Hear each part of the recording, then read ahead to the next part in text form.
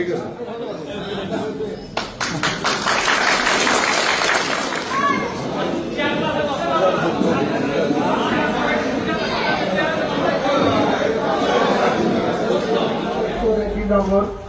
বিধানসভা, রেজিনগরের বিধানসভার সর্বস্তরের ভোটাররা, মানুষ, তাদের সকলের কাছে আমি দায়বদ্ধ বা কৃতজ্ঞতা জানাই।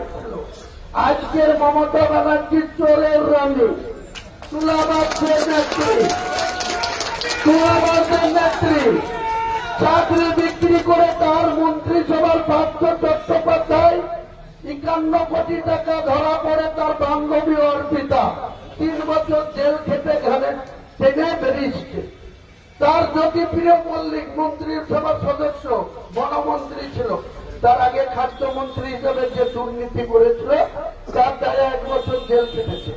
এই পাশে এই আদলবেড়ি যেখানে এদের বাড়ি, ওইখানে উল্টো দিকে ভোটার পলাশিপাড়া রেজিনগরের পরে কে এমএলএ তৃণমূলের মালিক ভট্ট, তাকে 2 বছরের বেশি সে জেল খাটলো। কিসের অপরাধে?